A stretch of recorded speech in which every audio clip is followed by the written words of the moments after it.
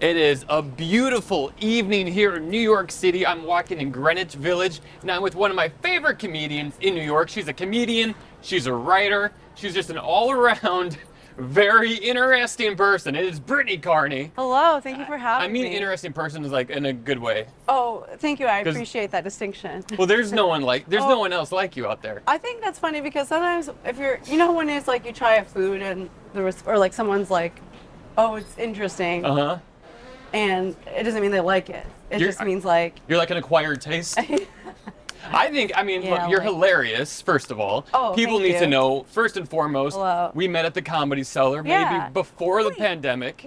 No, I know the content. Actually, I don't know when we first spoke, but one time I really remember, which was happened? The last day before COVID that the cellar closed. Like it was like March 14th. Yes, I was going to say March 14th. Yeah, because it was my last spot. That was your last spot? Before down. Well, that was the thing. So do you want to tell that story? Do you want me to tell that story? Can I tell, how about do you want to meet in the middle? Yes. Okay, or should I tell you my memory of it? Please.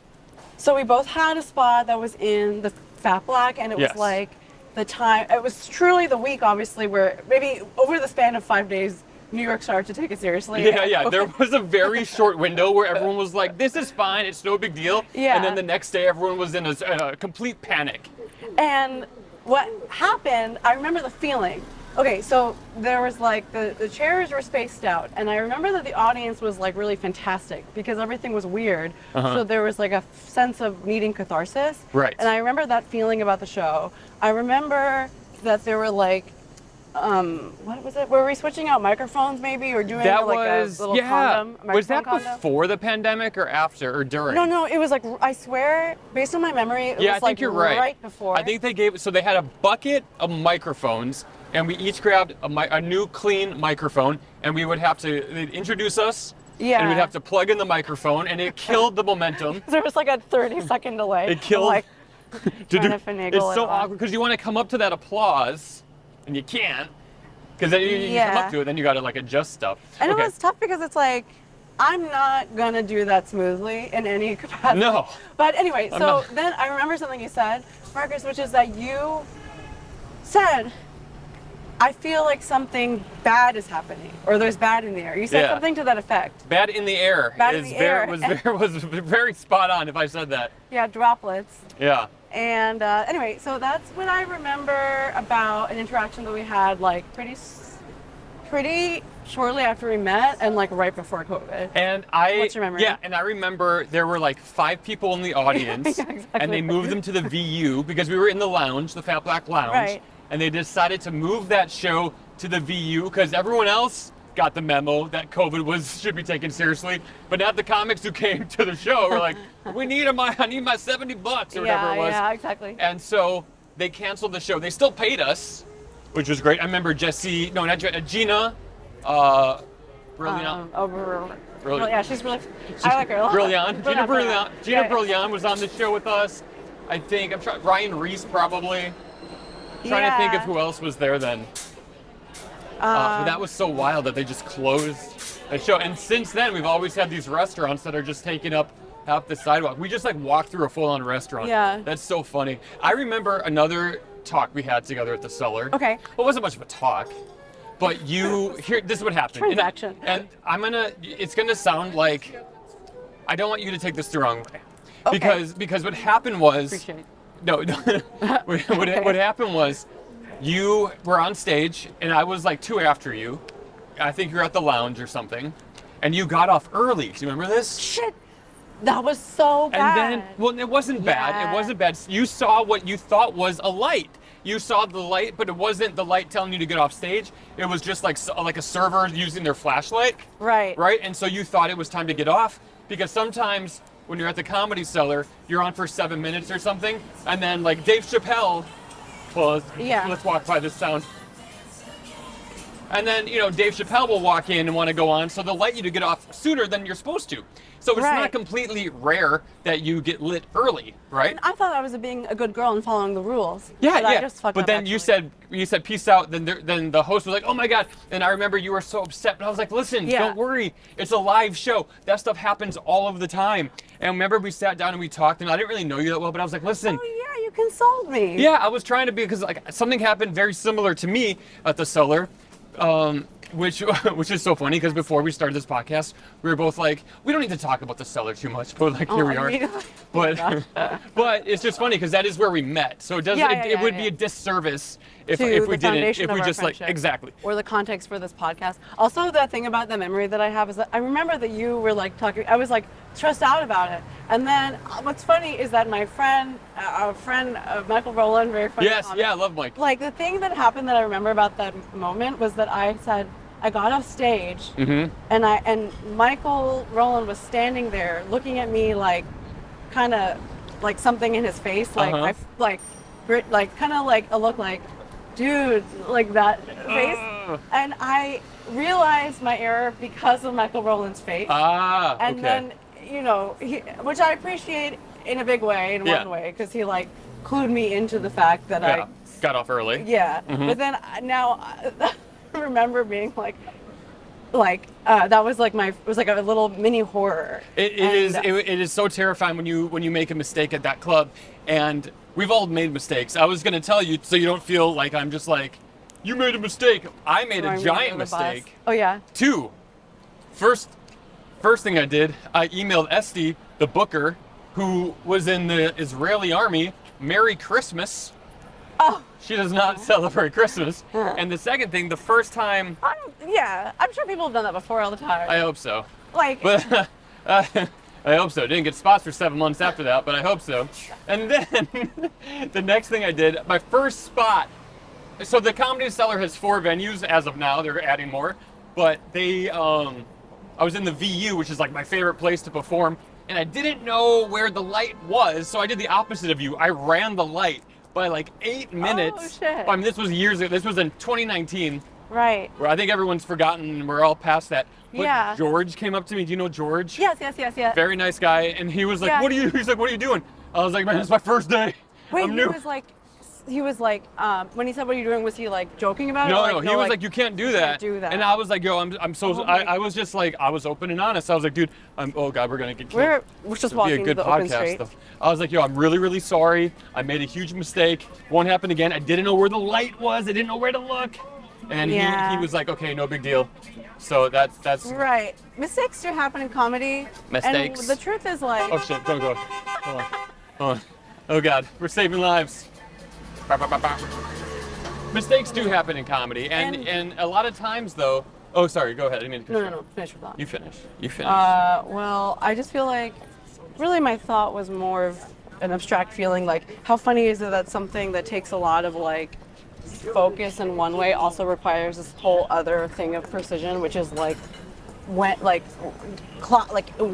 noticing where and how you're getting signal to could jump off, without like a shepherd's hook. So I do think that those things happen, but they can feel stressful based on the context or based on the place. Very stressful. Yeah. And it doesn't seem like a big deal to anyone else. Oh, you got off a little bit early. So what? Oh, you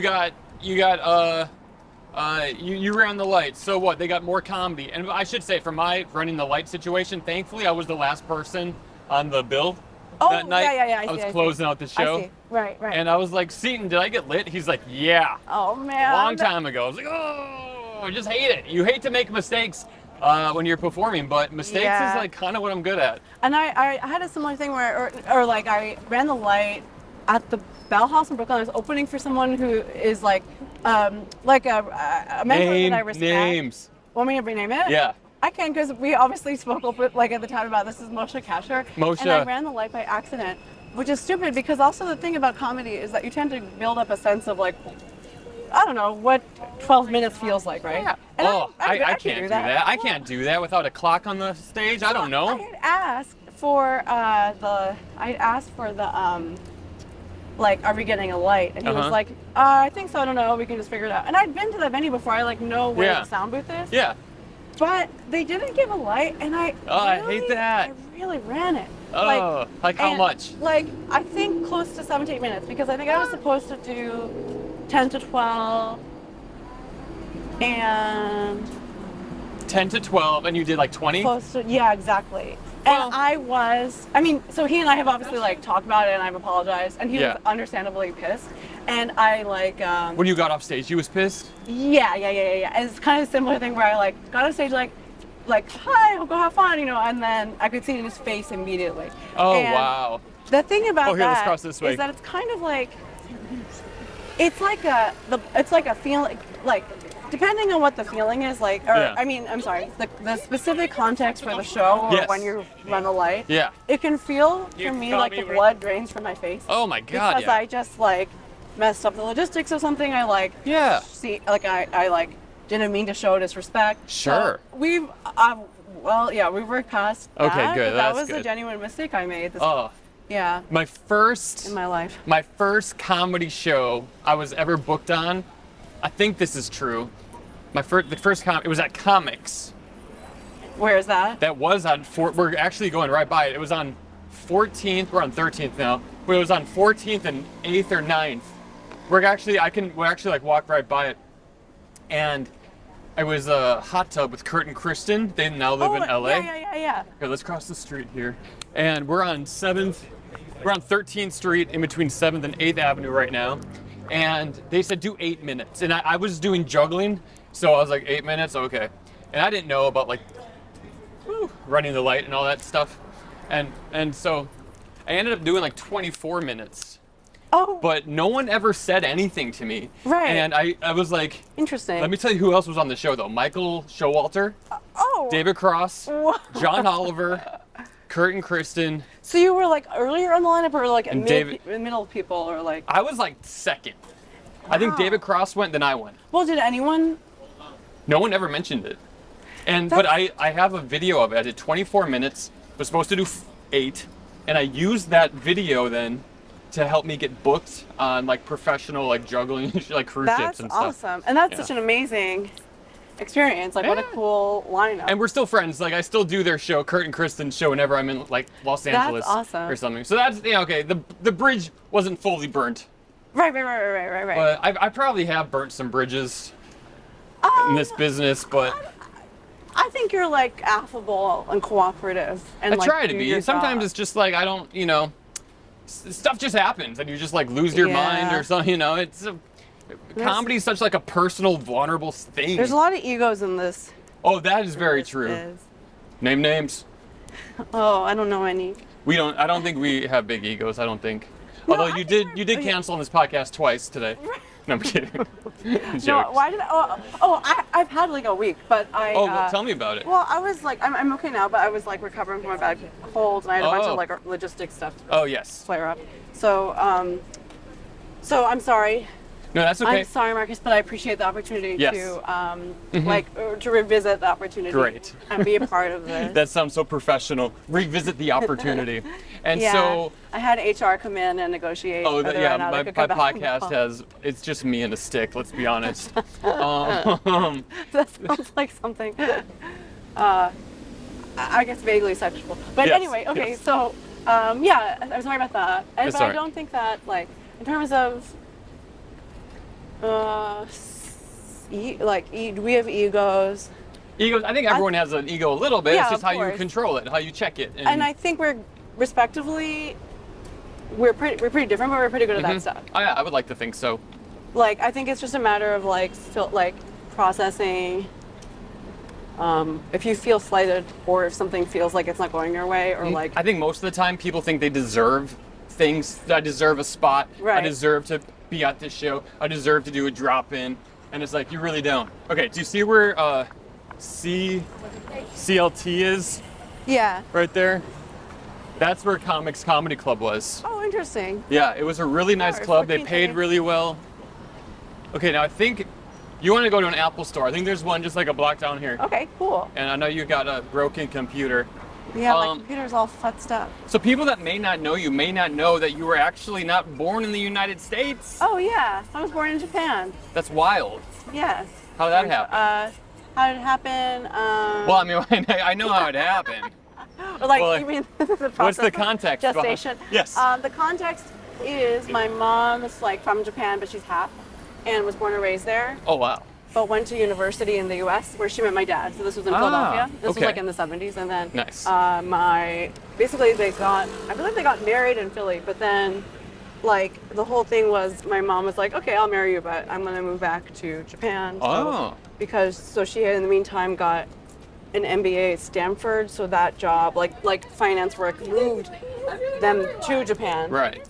And they lived there for a few years before they had me. Ah. Yeah. So I mean, how long did you live in Japan for? so I was born there. Then for 4th, 5th, and 6th grade, we lived in Singapore, and that was for my mom's work. And then It's strict there, I hear, right? Yeah. About like certain things, like especially because this was late 90s. So Late 90s. Late 90s, because I spent like I spent like Y2K. 6th grade was like Y2K. Wow. for me. Okay. So anyway, basically at the time they had like a novelty like tourist T-shirt. Like there was a part of like Singaporean or Singlish like slang that you say "la" at the end of a sentence to accent a sentence. So like there was a shirt that said "Singapore is a fine city, la," and it had all these little icons describing things you get fined for dying in the street, like littering or Chewing gum. Yeah. So as a kid, my big memory was like parents who went on business trips would sometimes bring back bubble gum from other countries, like even Malaysia, which is nearby, including my mom, like Bubblicious or Bubble Yum, which were kind of fun flavors because it was like Southeast Asian markets for them. Yeah. But anyway, no gum. I don't know what's going on with that and stuff now, but it's pretty strict, but like very beautiful and clean. Now, have you been back? No, I have not been back since 2000 actually, but I've been back to, we moved back to Japan after Singapore. You did? Yeah, so Wow. I moved to the US in the middle of 9th grade. Wow. Yeah. And so when you went to school in Japan and Singapore, was it like an immersion school with like other kids? Oh, great question. When so Singapore was it was called Singapore. Oh, so it's Singapore, like the main language is English because of British colonization. Yeah. It's the only country in Asia where the main language is English. Did not know that. We're learning on Talkie Walkie, Brittany. And it's like a really interesting, specific kind of like version of British English in Singapore. Okay. So I went to Singapore American school, which meant that it was like basically it was like American curriculum, and a lot of kids, not everybody, but a lot of kids were just American expats that were there. Oh, Their parents were like living and working in Singapore for whatever reason. So, but then my schools in Japan, I went to a few different ones. Like, I started Japanese like preschool, and then I went to like English language like kindergarten, and then 1st through 3rd grade was like a international school called Sacred Heart, which the curriculum was in English and something called International Baccalaureate, which is like kind of, well, not quite American curriculum, but instead a sort of like continental English language curriculum that So then I went to a similar school later in Japan called K International. That was a smaller private English school, but that one was like totally, all the teachers were like Australian and from New Zealand. Oh, hell yeah. Do you want to go to the Apple store? Yeah, should I ask? Wait, what's this? Let's just go. Okay. Is it a heavy? Yeah, oh, that is a heavy door. I once saw Whoopi Goldberg in this exact Apple store. Wait, should I get your my thing out? Yeah. Thank you. You're welcome. Thanks. Bye. Bye-bye. Okay, cool. So I feel like sort of like I took a step forward, but You did. nothing.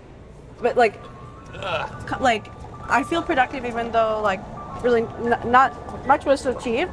And my ragged little baby will be treated tomorrow. Computer problems are the worst, the absolute worst. And I've spent thousands of dollars on computer repairs because I don't have my stuff backed up, or like external hard drives just die all of the time. And it's where I keep everything. Yeah. So what I've been doing, because I record all my shows. Right. And I put them on you a record every set. Yeah. I try to.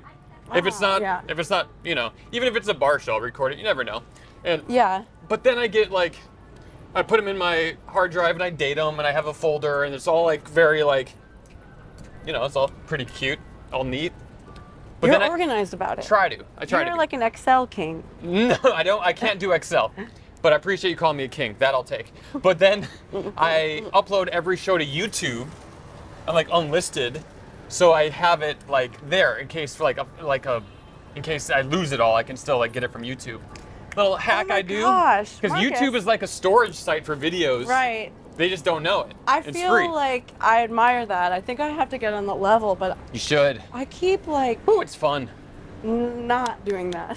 So that's something that's a goal, to be more structured. There you go. But about that specifically, like Mm-hmm. like putting footage away, like I see what your point of how YouTube is Yeah. a storage thing, because you And- can just not, you don't even have to publish Exactly. You don't have to publish it. You can just store it up there.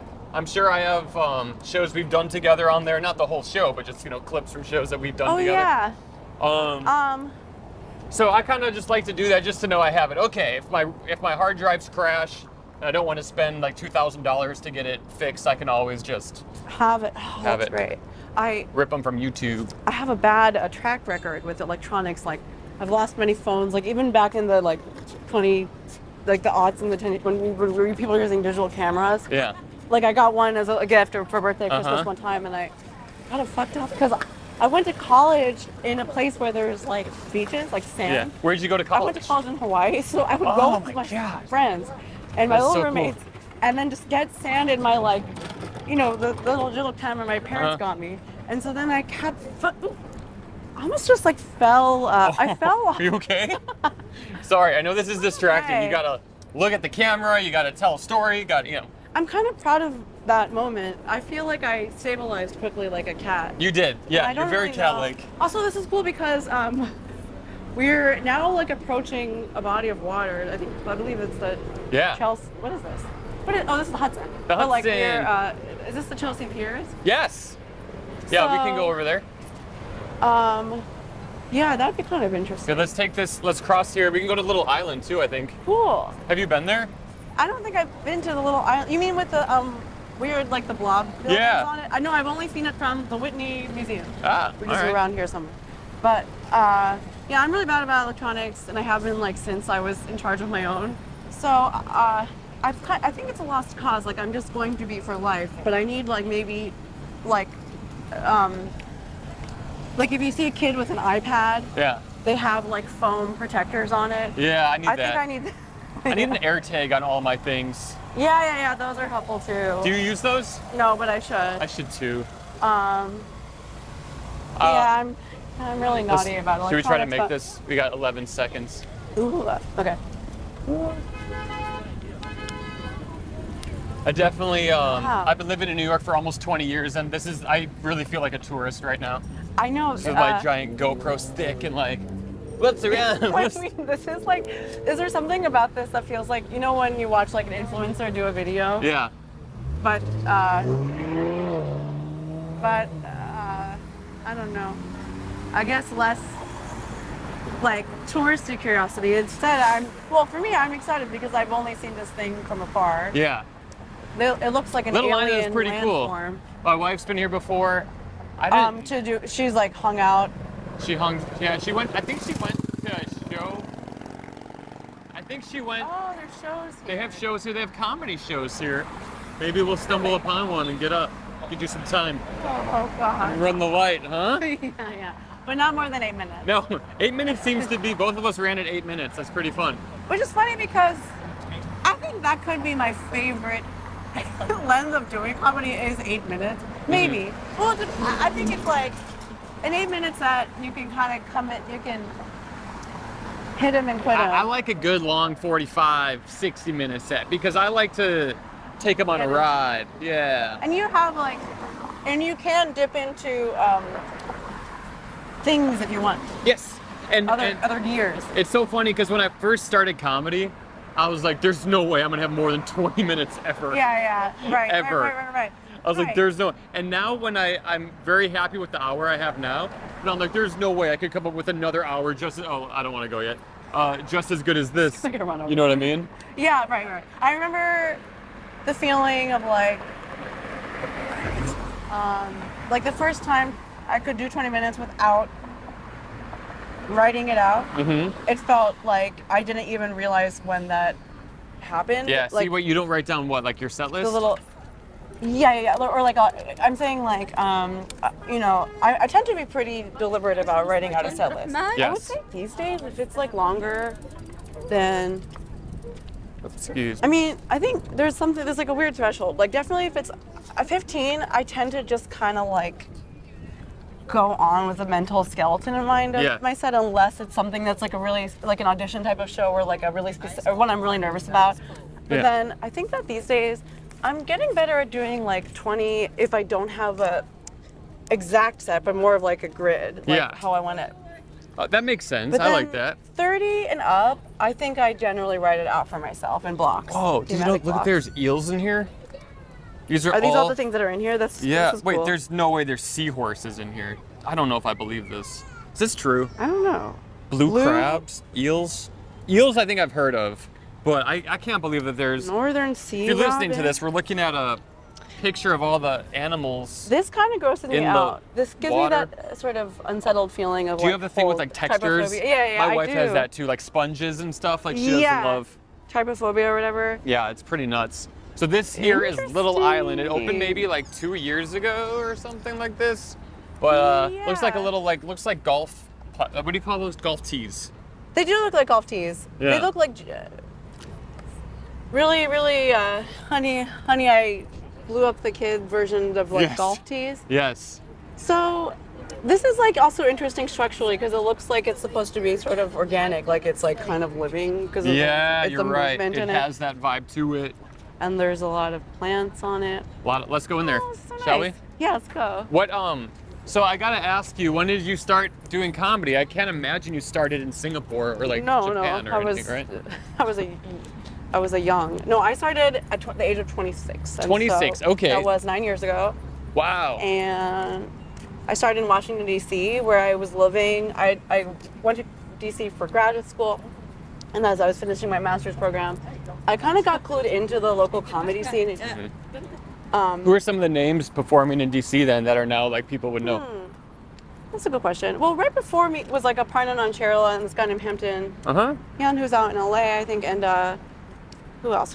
Wait. Oh, Rory Scovel was like around a lot. He's from DC? Yeah. Rory's one of my favorites of all time. My God, he's funny. You know who was like? Of course, like all the watch out. Little guy. Friend. Hey, buddy.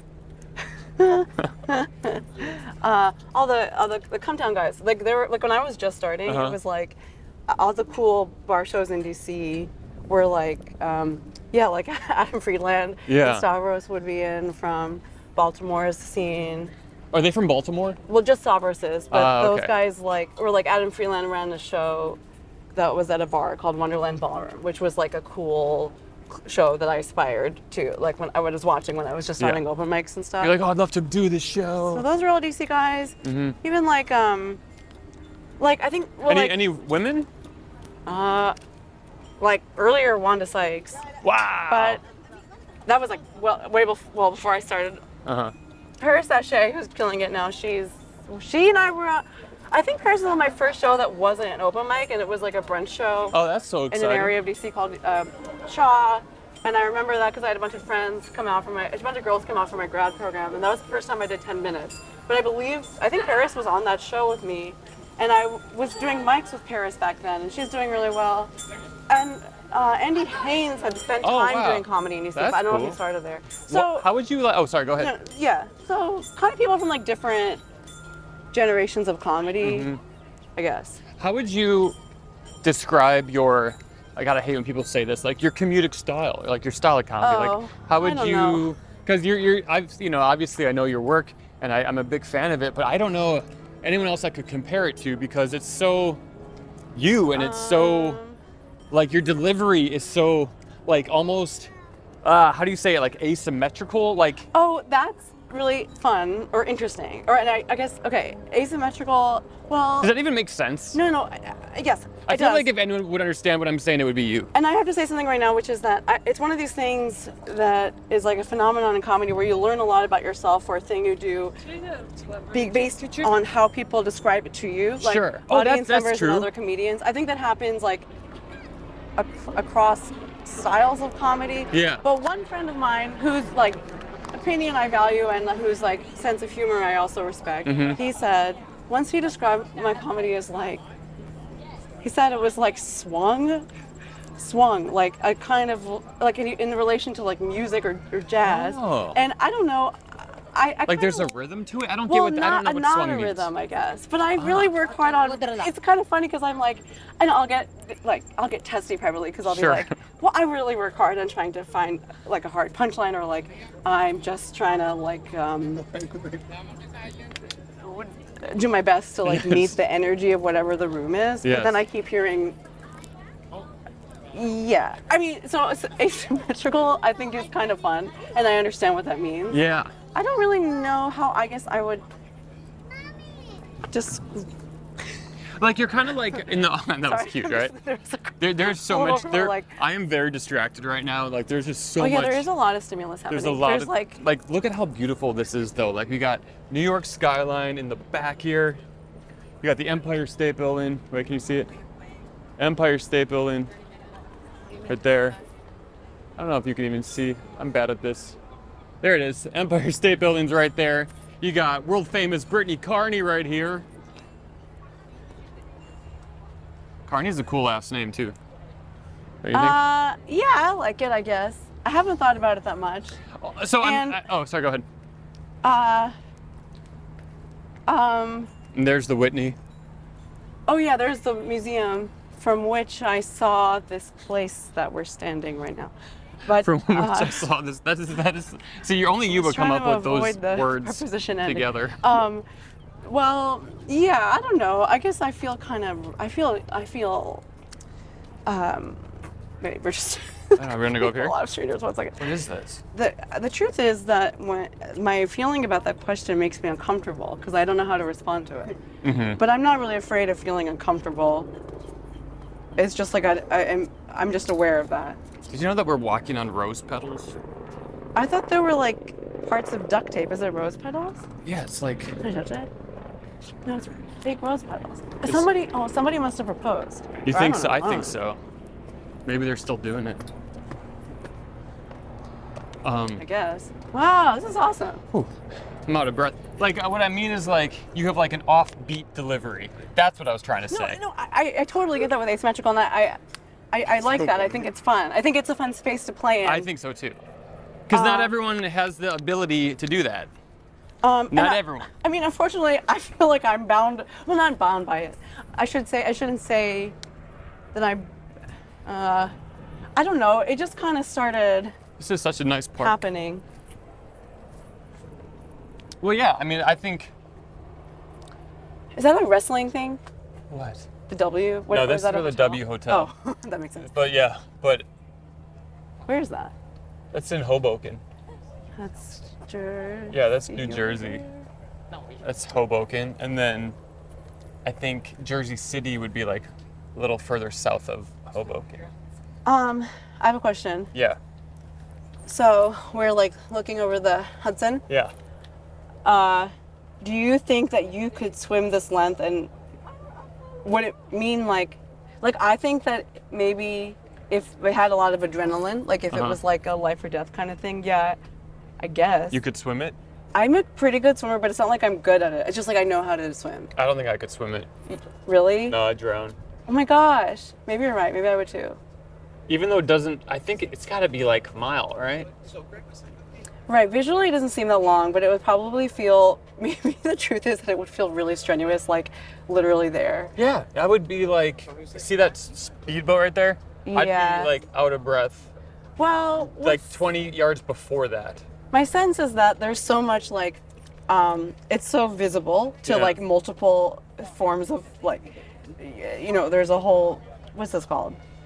This isn't, what's this called? Like a board, this isn't a boardwalk, you know what I mean? People can see into the water from different. It's very open. It's open. Yeah. So probably you would get saved. Yeah. Oh, you think like someone would see if someone was drowning unless it was like the deep, deep ass of night. All right, before you get any ideas, let's get out of here. I'm like, before you dump me into the water. if I did that, well, I would take my computer out. Yeah, you take your computer out of my bag first. So this is where they do shows. Oh, like an amphitheater kind of thing. I would definitely love to do a show there. Whoa, this is awesome. Yeah. This is the kind of cool thing where it's like, you know how sometimes comedy outside is hard because well, there's no like acoustics, Yeah. but obviously this kind of like setup, this theater setup is meant to trap in the sound. It feels, because it's almost in the round, I mean, it's like a big thrust, It must right? bounce off stuff. Well, yeah, and I love this. it'll seem, I think, like a comedy show might feel more intimate because of that reason. Marcus, I feel like somebody proposed because of all these little fake rose petals. Someone Otherwise, absolutely proposed, or someone just like, or maybe it was a wedding. No, that wouldn't make sense, because a wedding you would have it, but they're all over. So where did they? Maybe they just wanted to like. Where did you guys get engaged? Like, where did I you propose? proposed to my wife in New York. Here, she was visiting. From and- where? From Wisconsin. Oh, right. And I proposed on a rooftop of Gallo Green. Do you know that place? Gallo Green. Haven't been there Like since.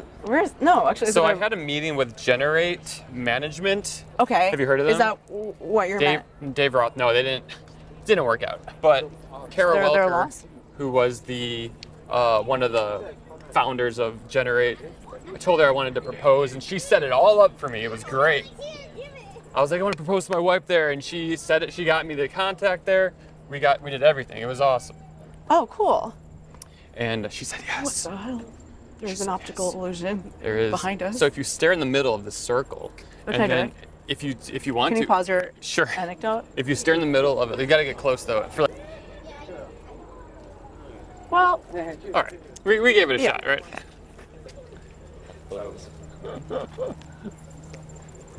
and thank you for that. Thank you for allowing me to go through that experience. My pleasure. My pleasure. So Yeah. what did it feel like?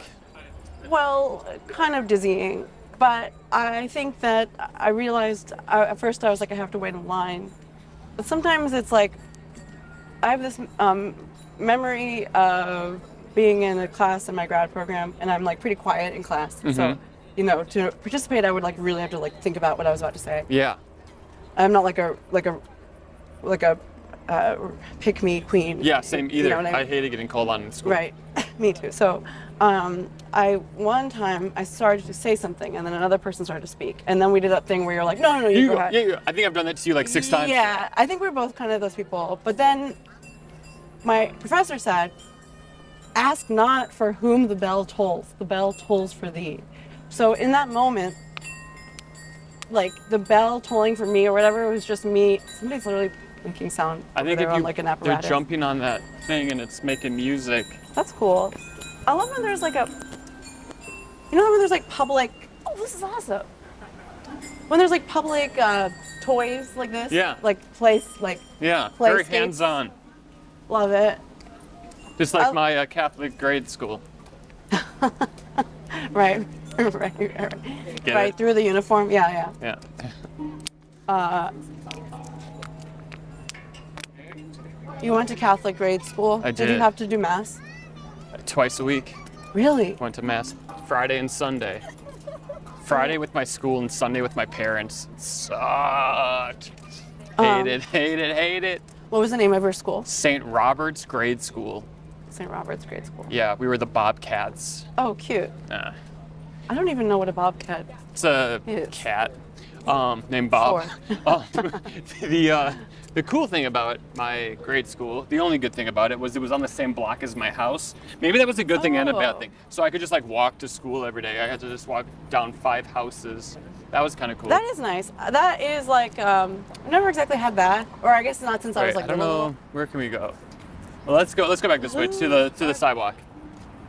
I went to like a Jesuit school from 1st to 3rd grade. What in does that Japan. mean? Jesuit. You know, like the Jesuits were basically Catholic, like a Catholic offshoot Oh. who, like in the 15th and 16th centuries, like did a lot of missionary work and continue to. But that's like where their big projects were. That like. Yeah.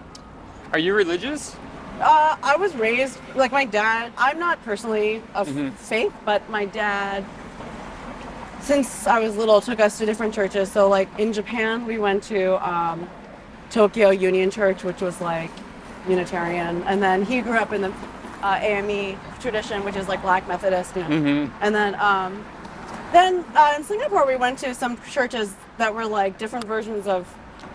We went to like a Malaysian Christian church and Chinese Whoa, Christian that's church. kind of fun, huh? Yeah, and the one called something St. George's, I think, which was like again like kind of Unitarian church. And then when we moved to Pennsylvania, my dad took us to a Quaker meeting, and it was like pretty involved in that, and I was involved in like the youth group there, but then that kind of, I don't know, that kind of like faded out or something. You're so cultured. You have all these experiences that not a lot of people share. Singapore, Japan, Jesuits, you know, all the things. DC, like that's wild. I think that's so fun though. That makes someone a very well-rounded person. And I think you're able to understand other people's experiences better when you have such a diverse background like that. I guess by force, but. Oh, totally. Yeah. I mean, like, I don't think anyone, like, my wife moved like 9 times before the age of 13. For military or something else? Her dad worked for Coke, and she hated it. Like, she was like, this is terrible. And her dad thought it was a good thing, but. Did she move around in the U.S.? Yeah. Yeah, but it was like a new school every year, and sometimes That's hard. Yeah, when you're that age, come on. That's not what really you want to hard. do. But because there's a cause and effect, right? Right. So like because she was moved around so much, she like started having like wouldn't get too close to friends because she was like, well, I'm just gonna leave soon. So why, it's just kind of. I mean, she's great now, I think. Right. But it's still kind of. I think that's what was kind of actually like. So. That's what struck me. I had a hard time when I first moved to Philly because it was like everybody else had grown. You know how you were talking about living near your school at a certain point of your life? Yes. Like most other people that I went to school with and outside of Philly were like had grown up together and their parents all knew each other. And then I was kind of randomly from a bunch of different places and it was really lonely and I didn't really know how to like. I don't think we knew how to make sense of each other. But eventually I made close friends and I felt more assimilated. But I think something about when you do have to move around a lot as a kid is like you do learn how to, in one way, you can learn how to, you learn that like people have different backgrounds, so then becoming friends is you learn to take someone in even if, like you like recognize that as a part of friendship making, whereas like sometimes people join based off of what they have in common. But I think sometimes when you have to jump around a bunch as a child, you like learn how to make friends based off of that experience alone, that it's a bit transient. Totally. But I don't think that happens, like it didn't happen in the community that I moved to in Pennsylvania. So that was an adjustment, but here I am, adult clown. So I guess I turned out all right. Yeah, you turned out pretty good. This restaurant's not doing so hot. I know, it's really empty. No one is there. Fig and Olive. Also, I'm sorry, but a restaurant called Fig and Olive that's just like the most. You don't like that name? Well, I guess I don't dislike it, but I think it's like. Wait. It's like generic. Like every. Sorry, I'm screaming that out of the restaurant. Your name sucks, by the way. Fig and Olive. No one wants to order a fig and an olive. Cut to me like trying to make a reservation there next month, and they're like, actually, Miss Carney. We heard what you said on Talkie Walkie.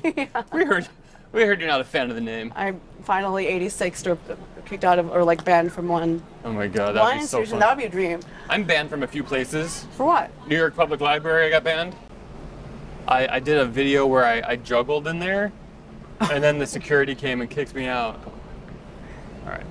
Oh, I'm sorry. Okay. Should we go? Let's go ahead. Yeah, sure. Sorry. That was pretty wild. That is really funny, Marcus. Yeah. Delta Airlines, of course, infamous band. Oh yeah, what happened on this again? I know this has happened, but like. I made a TikTok in their bathroom.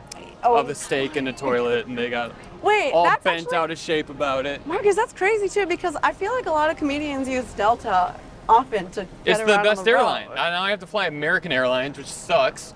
And I spend all my money on American Airlines now, and it's fine, whatever. I think like airlines they're kind of like phone companies and religions, like everyone has one, but it sucks anyways, Well, right. It all, and there's like, in that way, like the perks maybe resemble each other, but like someone feels like in one airline it's like, oh, you can have sex before marriage or whatever. Right. Or on, and like. One airline's like, it's okay if it's in the bathroom, but not in the back. And I don't know. Never. I'm trying to make a joke. It's not working. There's got to be like a parallel with the phone company thing. Like, I got roll over. Okay, so let me ask you this. Roll over. Your material is so broad and so observational, which is a good thing. Cool. You know, because you talk about everything from relationships to being president to Avatar to you it's not just about one specific thing. So how do you find material? How do you write your stuff? I think that I often have a notebook with me, and sometimes something will like something. Do you have your notebook in my backpack? No. Oh yeah, I do. Can you read the last thing you wrote? Yeah, I'm gonna get it. Yeah, I want to hear. Distracted by this sexy store. Okay, 1 second. This store right here you like? Zimmerman? Yeah. This is Joe Zimmerman's store. Look at that. With our other friend, Zach Zimmerman. Oh yeah, double Z. Z squared. Okay. I think sometimes like things occur to me and then I try to write them out, but that doesn't always work. Okay. Or like if something's like, oops. Brittany, are you okay? Fell for the fourth time. This is. I almost. You know what? Don't feel bad because there's been a couple times doing this podcast where I've almost tripped and I've left it in. So maybe at the end I'll make a montage of me falling. Oh, falling is actually so funny. Or just There's one like few this, things that or are like that a funnier lot. than that, like in a like jerk reaction way. Yes. But I don't like when people get hurt. I just like the falling part. You know what I mean? Yeah. Like those videos of people falling are kind of cringy sometimes Sure. when they like hurt. But Yeah. there's something hilarious about like a whoa. There is. I mean slapstick comedy, right? That's all it is. Yeah. So I okay, like so something. you're gonna read something. Did you write this today? Yeah, I wrote today. Okay, you And wrote it it's not- today. Today so- is August. What is it? The 19th, 21st, 20th? Yeah, and Around there. we'll see whether it becomes a bit or not. But this is something that like I feel and didn't like a.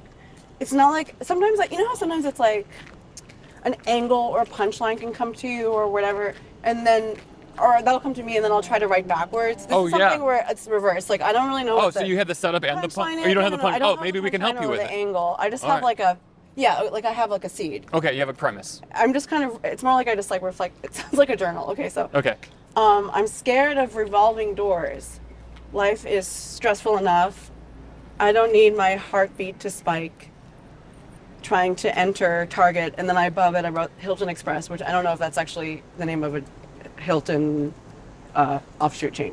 But anyway, you get the idea. I was trying to come up with examples of buildings that have revolving doors. Here's the thing. Go ahead. Oh no, I keep cutting you off in this podcast. And I think you're done talking, and I get excited because I have an idea and I want to share it with you. But then you're like, I'm not done. I think I pause a lot, so. Oh, okay. That's. My bad. Like, no, I think this happens to me because I'll like buffer, and then otherwise it's the natural break in the converse. It's not you. It's me. I gotta work on it. Well, I think we can both take accountability. So, okay. I get enough cardio opening a normal door. The first step is finding your moment. That could take minutes. The second step is letting someone behind you in because you're still processing. And then on the side, I said, well, when you're in like an upscale department store and I can't remember, and there's a regular door that says, please use the revolving door. First of all, that's shaming you into peril. So mostly that comes off as sort of like a troubling poem, but those thoughts occurred to me today. I want to write a joke about like being stressed out by revolving doors, but it's not very punched up and I don't have like a place to take it. When I love that, and I love there's always a door with a sign on it that says, please use the revolving door. That's funny, right? But isn't... The idea, it's like the fact that exists is funny. Yeah, that's great. I love the fact that sometimes the revolving door is like 6 mini doors, sometimes it's like 3. Sometimes it's enough for like 3 people to fit in, and you're like, if someone's going in front of you, do you always have to wait for them to clear it? But can you go in with them? Like, what's the etiquette? Yeah, Can you there's go a in question of etiquette, and there's a question of timing. Absolutely. And like, some are giant. You know, if it's like a big hotel lobby one, or like an airport one, or whatever, or some kind of, I don't know. Like, there's sometimes it's like a huge revolving door that can fit multiple bodies, as you were saying. Yes. But it's not like you're going to necessarily enter that with them because it's so intimate. It's like if you're in an airport bathroom together. Like, okay, if I'm with my wife, I'll go in with her. Right. If I'm with my brothers. You're in a unit. Yeah, if I go with my brother. But like, I'm not close enough with some of my friends to go in there together. It might be Do you think too that's weird. gendered? Oh, no, not with me. Because, like, I don't think so. You mean like... I don't think so. Because, like, if it were you, I don't know if I would go in with you or not. Because I don't, you might want your space. But, Right. but I think... That's fair. But if it were, like, some of my guy friends, I would go in just to, like, fuck with them, I think, too. That's funny. Because it is it's like a cut. It's like a... The reason I think it's interesting to think about is because it's like a pretty cuddly size of space, even if it's a big one. Yeah, it's cuddly. But there's something like, I think that I would be more inclined to like crowd in there with like girlfriends and then like friends that are girls than like a dude friend, I guess. Yeah, I guess that maybe that's just this like conditioning. Like social conditioning. Maybe. I don't know. Maybe. It could be. Like what's a parallel of that? A parallel? I don't know. I mean, like a revolving door is so specific. Like I've, you know how like even adult women will like pee, even if there's like, let's say it's a restaurant. Yeah. You know when they pee in each other's mouths. So you know when they like, like you go into a restaurant or whatever. There's like one. It's not like there's multiple stalls. There's just like a single stall bathroom. Right? Sure. Women, even like older, will kind of be like. Although probably less now. My point is that women will like be like, oh, just come in with me, right? And then like one person's peeing, another person's talking or something, or both. Yeah. And that's like pretty common, I would say. Yeah. And I would do that even into my life. In a stall, you invite someone else into the stall with them, and you talk to them while they pee. You're like chatting. Oh, that's weird. Or even like, and Wait, do a lot of girls do that? I think so. Like in a bathroom, not like a room, but like in the actual stall. Yeah. You guys keep company in the stalls? I don't think it's happened since I turned like 30. Yeah, wait, you're telling me that like if I'm at like Madison Square Garden, you'll go into the stall with another friend of yours, and you're both just like pee and talk to each other. But like one person's peeing at the time. It's kind of like it's like I have to pee, can you just come in with me? And then they're like chatting, and one person's like peeing and then finishes and then whatever. Brittany, I did not know that girls do that. I know they go into the bathroom a lot, but I didn't know it went that far where it's like you're physically watching them piss. Yeah, shit. I don't know about shit. I think there's a boundary there. You think so? Because sometimes are really comfortable. I'm sure you're sitting down thinking it's a piss, and then you're like, oh, can you step out? I think I have pretty good control of my faculties, but I don't want to speak for others. Well, I don't sit down to pee, so I wouldn't know. But I would just assume if you're in the position, you're like, well, might as well. I think that there's enough manipulation of the valves going on there to like set that apart. Yeah. But I would say even and then like one step less intimate is like women will chat with like. I'm not even saying this is something that I like love, but it just happens all the time where you like are chatting with somebody and you're in respective stalls. If I was in like a gender neutral bathroom and there was like a dude friend, like we would never talk. You don't think so? So what do you? We're all gonna Maybe together. Unless only if you to didn't ease know him. tension. No, Right. a friend of mine, like a dude. Oh, you wouldn't talk to a dude friend? While we were both. In the Okay, bathroom. that's fair. Like, I think that's like. I don't know. I mean, I don't know if I would.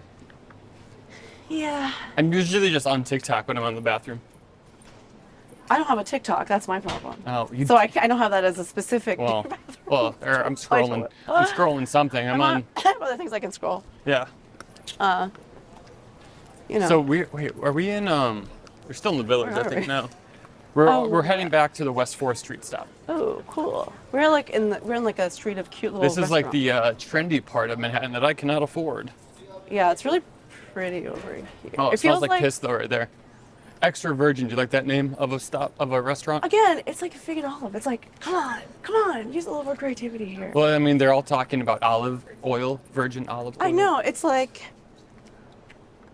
I mean, maybe they were like the first examples of those kinds of things, but I bet if you looked up, like in the way that there's like a Washington Street all over the country, there's got to be a million restaurants called like Fig and Olive or like Sure. Fig Tree or like Yeah. Olive.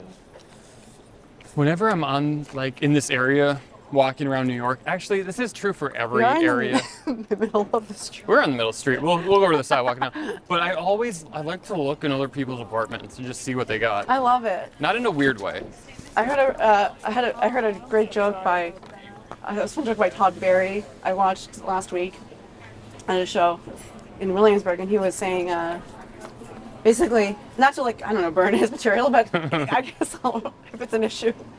If it's an issue, that's on you, I guess. All right. So, you know, in terms of, but the point is that he's like, the idea of like looking into like a nice building and being like, well, that's a nice apartment. Yeah. And then realizing that it's just because there's a plant in the window. Right. And that like you can make your place look luxurious too if you have like more plants in the window. I guess you're right. But around here is kind of a specific thing. I mean, I just walked by one and it's in a great location, but I saw the kitchen and it was pretty much just a sink and a microwave. Oh, you know, for sure. like kitchens in New York are such an afterthought. I know they are. So we're like a lot of basic a lot of plumbing, basic amenities. stuff. I think that that area, like people who have really lavish kitchens in that area, got those 60 years ago.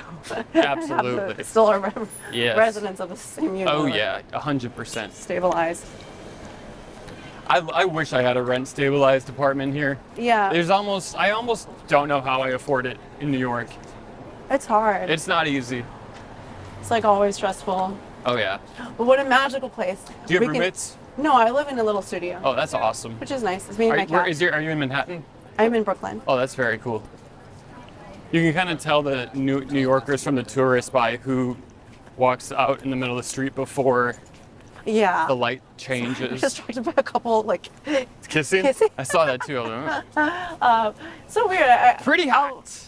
I'll refer back to like a 13-year-old girl version of myself where I'm like, whoa, bodies, you know. So yeah, I know. The thing about the tourists in New York versus tourists versus like people who live here are like, there's something in the body language about crossing the street or what is this? It's like a nice little piano bar.